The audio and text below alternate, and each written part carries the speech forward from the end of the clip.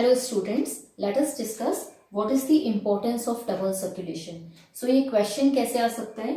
What is the importance of double circulation in mammals or birds, or what is the advantage of double circulation to the mammals and birds? Or the question can be, in birds and mammals, why is it necessary to separate oxygenated and deoxygenated blood?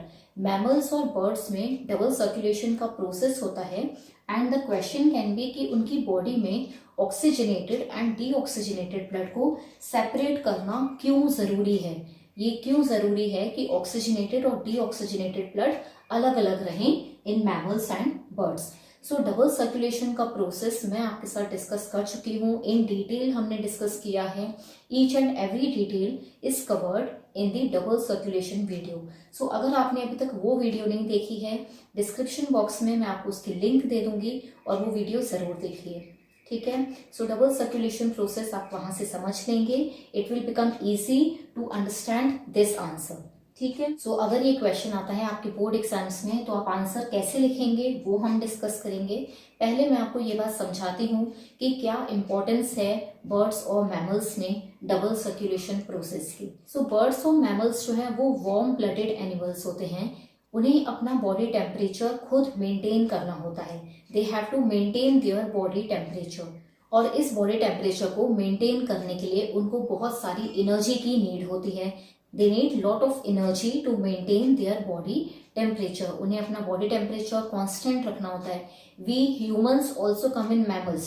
तो ये process double circulation हम में भी होता है and we need to maintain our constant body temperature. हमारी body को temperature maintain करना होता है जिसके लिए बहुत सारी एनर्जी की नीड होती है.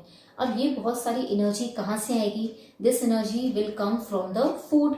राइट. हमारी बॉडी में जो बायोकेमिकल रिएक्शंस होते हैं, ऑक्सीडेशन ऑफ ग्लूकोज होता है, उससे ही एटीपी बनता है. We know this. Right. ATP बनता है ऑक्सीडेशन ऑफ ग्लूकोज से.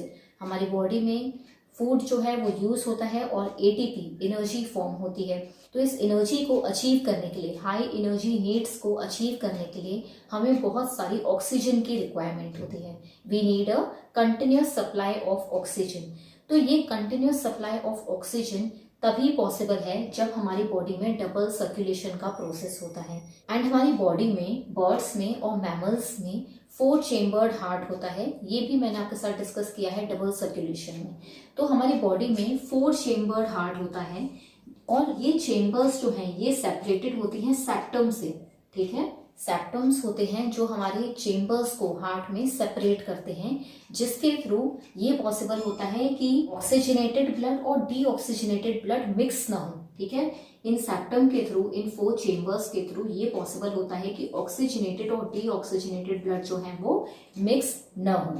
ठीक है. सो इसी प्रोसेस के लिए हमें डबल सर्कुलेशन प्रोसेस हेल्प करता है एंड हमारी एनर्जी नीड्स को फुलफिल करता है, जिस एनर्जी के थ्रू हम अपना कांस्टेंट बॉडी टेम्परेचर मेंटेन कर पाते हैं. ओके. सो ये आंसर अब लिखना कैसे है आपके बोर्ड एग्जाम्स में हम ये डिस्कस करते हैं.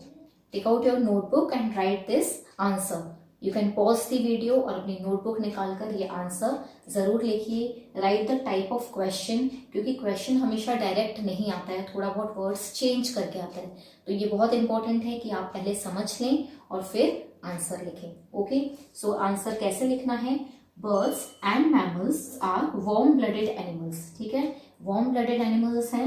They have high energy needs. क्या है उनकी? हाई एनर्जी नीड्स हैं.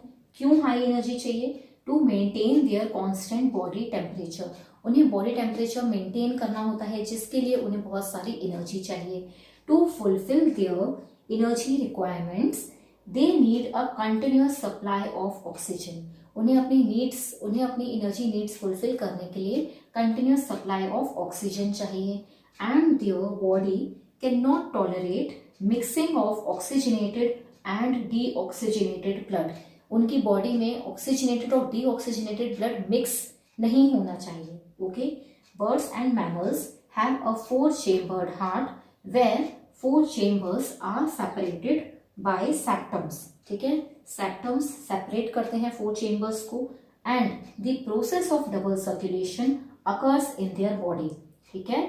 विच helps them to acquire continuous oxygen. Double circulation process क्या कर रहा है, उनको कंटिन्यूअस ऑक्सीजन प्रोवाइड कर रहा है इन their body and avoid mixing of oxygenated and deoxygenated blood. So double circulation process के थ्रू उनकी बॉडी में कंटिन्यूअस ऑक्सीजन मिलती है, हमारी बॉडी में कंटिन्यूअस ऑक्सीजन मिलती है, और ये भी पॉसिबल होता है कि जो ऑक्सीजनेटेड और डीऑक्सीजनेटेड ब्लड है वो मिक्स न हो पाए। ठीक है, सो ऐसे ही आपको ये आंसर लिखना है। आई होप कि this will help you in your board exams. Thank you so much for watching.